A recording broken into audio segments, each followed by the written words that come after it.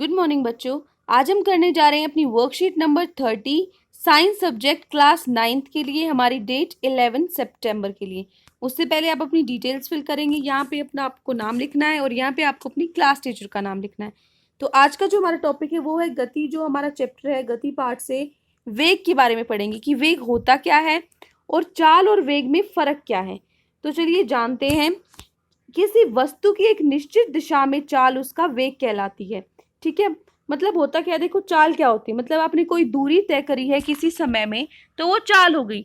लेकिन वेग क्या है, दूरी तो आपने कुछ समय में तय की है, ठीक है, वो चाल है। लेकिन वो चाल के साथ अगर वो आपको दिशा बता रहा है तो वो क्या है, वेग है। ठीक है, बस यही अंतर है इन दोनों में।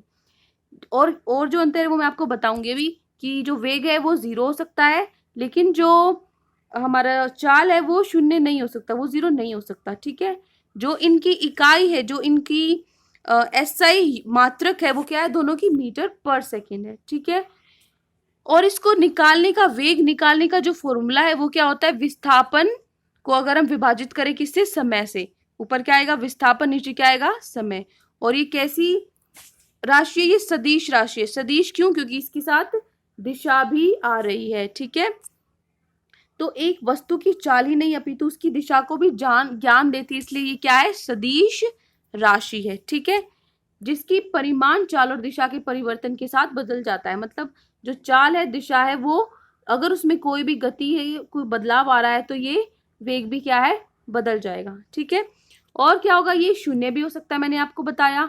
और यदि आप अपने जैसे एग्जाम्पल के उदाहरण के तौर पे बताते हैं, आप अपने स्कूल से घर आए, ठीक है, सॉरी, घर से स्कूल गए और फिर स्कूल से वापस घर आए, आपने ये दूरी 10 मिनट में तय कर ली। तो इस स्थिति में जो चाल तो है, आपकी जो चाल है वो तो आपकी 0 नहीं है, लेकिन इस स्थिति में जो वेग है वो 0 है।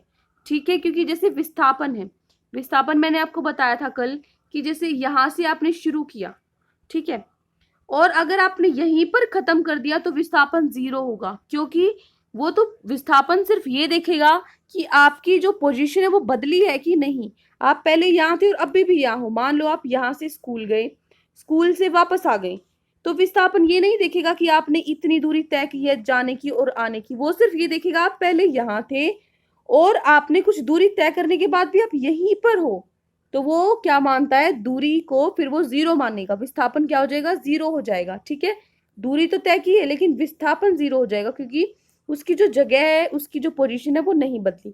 अगर विस्थापन 0 है तो क्या होगा, वेग भी 0 हो जाएगा। ठीक है, तो इसीलिए इसका जो एग्जाम्पल, जो भी उदाहरण दिया उसमें जो वेग है वो 0 है। अगर कोई भी वस्तु है वो सरल रेखा में बदलती हुई चाल या उसकी गति कर रही है, तो उसकी गति का दर निकालने के लिए जो हमें परिमाण निकालना है, औसत वेग जो हमें निकालना है, उसका जो फॉर्मूला है वो क्या होगा, औसत वेग निकालने के लिए क्या लिखोगे, प्रारंभिक वेग, जो पहले शुरू में प्रारंभिक वेग था, और अंतिम वेग को हम विभाजित करेंगे 2 से। ठीक है, ये क्या है, औसत वेग निकालने का फॉर्मूला। जैसे कल हमने क्या किया था, औसत चाल निकालने का, आज हमने क्या किया, औसत वेग। तो चलिए आगे, आपको क्या कह, इसमें ये कह रहा है कि कोई वस्तु है वो एक समान गति से चल रहा है। ठीक है, कैसे पता चलेगा कि वो एक समान गति में है या नहीं। तो मैंने कल भी आपको बताया था कि अगर वो बराबर दूरी बराबर समय में पूरा कर रहा है तो वो एक समान गति है। लेकिन अगर दूरी या चाल में कोई भी बदलाव आ रहा है, समय में कोई बदलाव आ रहा है, तो इसका मतलब वो एक समान नहीं है। तो उस केस में अगर मान लो एक समान है, बराबर दूरी बराबर समय में वो तय करता है, तो वेग पे क्या फर्क पड़ता है, वेग में क्या होता है, तो वो हम देखते हैं कि यदि एक वस्तु सीधी रेखा में गति करते हुए समान दूरी समान समय में पूरी करती है तो उसकी गति है वो एक समान कहलाती है। ये तो हमने पढ़ लिया। लेकिन जो उसकी ऐसी स्थिति में वस्तु का वेग भी एक समान होता है, तो ये आपको ध्यान रखना है, अगर एक समान गति है तो वेग भी एक समान होगा। ठीक है, लेकिन परंतु अलग अलग दूरी अलग अलग समय में तय करते हैं तो उसको असमान गति होता है। ठीक है, तो ऐसी स्थिति में उसका वेग भी असमान हो जाता है। ठीक है, तो ये 2 प्रकार में विभाजित किया जाता है। कौन से 2 प्रकार, अगर बदलाव होगा तो 2 प्रकार में बांटना है। अगर एक समान है तो वो जो वेग है एक समान ही रहेगा, लेकिन अगर उसकी गति में कोई भी, वो अगर एक समान असमान गति है तो क्या होगा, आपको उसको 2 हिस्सों में आप दो टाइप्स में बांट दोगे, एक तो त्वरण गति और एक मंदन गति। त्वरण गति क्या होगा, इस गति में जो वस्तु है उसका वेग समय के साथ लगातार बढ़ता रहता है। ठीक है, मान लो कोई बदलाव आया आपकी चाल में, आपकी गति में कोई बदलाव आया है, तो या तो वो बढ़ेगा ही, या तो अपने आप अपनी गति है वो बढ़ा दी होगी या कम कर दी होगी। अगर आपने बढ़ाई है तो अगर आपका वेग बढ़ा है, ठीक है, लगातार जो वेग अगर बढ़ता है तो वो है त्वरण गति। लेकिन अगर वेग घटता है तो घटने के लिए क्या आएगा, मंदन गति। ठीक है, उसके बाद आपको एक क्वेश्चन दिया हुआ है, यदि एक साइकिल सवार ए बिंदु से बिंदु बी पे पहुंचता है, ठीक है, 40 मीटर लंबा ये दूरी है वो तय करता है, गया और आया, ठीक है, तो 40 जाने की 40 आने की 80 मीटर की उसने दूरी तय करी। कब, कितने समय में, लिखा है 40 सेकंड में। तो उसकी चाल और वेग दोनों ज्ञात करनी है। तो चाल का फॉर्मूला क्या होता है, जितनी दूरी तय करी उसको विभाजित करते हैं हम समय से। तो दूरी 80 तय करी, 40 जाने की और 40 आने की, उसको विभाजित करा किससे, समय से। समय है 40 सेकंड, तो 80/40 2 मीटर पर सेकंड, ये क्या निकली आपकी चाल। अब वेग निकालना है। वेग मैंने आपको बताया वो ए से चालू हुआ, बी पे पहुंचा, लेकिन वो बी से आकर वापस ए पे ही रुक गया, मतलब पहले ए पे था और अभी भी ए पर है। तो जो विस्थापन होगा वो क्या हो जाएगा बेटा, 0 हो जाएगा, है ना।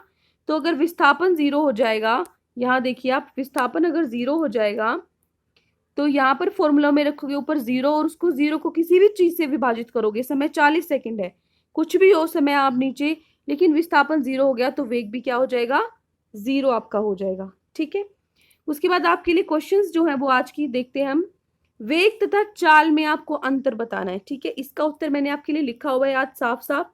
आप हो भाई, आपको अच्छे से आज समझ में आ जाएगा, क्योंकि कल काफी बच्चों को दिक्कत हो रही थी कि साफ नहीं दिख रहा था। आज मैंने बिल्कुल साफ आपके लिए ये लिया है, देखिए ध्यान से, ये देखिए, ये आपका उत्तर 1 है। इसमें आपको बताया वेग और चाल। वेग क्या है, निश्चित दिशा में कोई एक वस्तु, चाल उसकी चाल है वो वेग कहलाती है। लेकिन चाल क्या है, किसी वस्तु द्वारा इकाई समय में तय की गई दूरी चाल कहलाती है। ये सदिश है क्योंकि दिशा बताती है, और ये अदिश राशि है। तीसरा पॉइंट है, ये शून्य हो सकता है लेकिन चाल शून्य नहीं हो सकती। ये 3 पॉइंट आपको लिखने हैं अपनी नोटबुक में, अपनी कॉपी में। तो ये आपका उत्तर नंबर 1। ठीक है, आई होप आपको अच्छे से समझ में आ गया पहला प्रश्न। उसके बाद आपका प्रश्न 2 है। प्रश्न 2 में आपको दिया हुआ है कि यदि एक कार 100 मीटर की दूरी 25 सेकंड में तय करती है तो उसका वेग आपको बताना है क्या होगा। तो बिल्कुल आसान है, वेग आप कैसे बताओगे, वेग का जो फॉर्मूला होता है विस्थापन को विभाजित करेंगे समय से, तो ये फॉर्मूला आप पहले लिखोगे। ठीक है, ये लिखा हुआ मैंने आपके लिए, क्या है, वेग का फॉर्मूला विस्थापन अब उनमें आपका समय। विस्थापन कितना है, 100 दिया हुआ है 100 मीटर दूरी, और समय 25 सेकंड है, तो 100/25 4 आ गया, तो वेग हमारा हो गया 4 मीटर पर सेकंड। तो ये हो गया आपका उत्तर नंबर 2। ठीक है, आप उतार सकते हैं इसको अपनी कॉपी में। उत्तर नंबर 2 आपका सिर्फ इतना ही है। अब आप चलते हैं अपने प्रश्न 3 पर। प्रश्न 3 है आपका, यदि एक मोटरसाइकिल एक खाली हाईवे पर, यदि एक मोटरसाइकिल एक खाली हाईवे पर एक निश्चित वेग से जा रही है, तो आपको बताना है कि उसकी गति का उदाहरण है, मतलब कौन सी गति का उदाहरण है। ठीक है, मैंने आपको अभी 2 गति बताई थी। ठीक है, तो आपको बताना है कौन सी गति का उदाहरण है। ये देखिए, तो आप लिखेंगे, एक तो त्वरण गति थी, एक मंदन गति थी। त्वरण में तो क्या होता है, आपकी जो गति है बढ़ती है, और मंदन में जो वेग है वो घटता है। अब आप ये देखिए, उसने क्या किया है, हाईवे पर वो चला है, निश्चित वेग है। ठीक है, निश्चित वेग है, तो आपको ये देखना ही नहीं है कि वो त्वरण या मंदन है।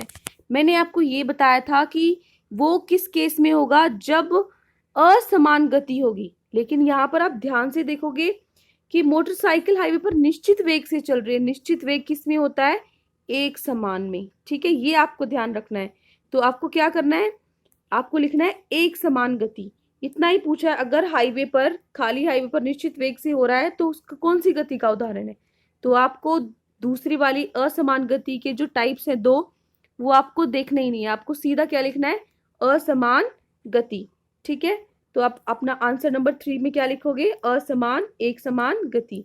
तो ये रहा आपका आंसर नंबर 3, आपका उत्तर 3 है, एक समान गति। आई होप आपको अच्छे से समझ में आ गए होंगे, अपने सारे क्वेश्चंस के आपको आंसर्स मिल गए होंगे। ये 3 ही प्रश्न आज आपको दिए गए थे। तो आप ये 3 प्रश्न में आपको कोई भी डाउट है तो आप हमसे पूछ सकते हैं। और अगर आपको हमारी ये वीडियो अच्छी लगी हो तो प्लीज़ हमारे चैनल को सब्सक्राइब करें। आज के लिए इतना ही, हम अब अपनी अगली वीडियो के साथ मिलते हैं। तब तक आप अपना ये काम पूरा कीजिए।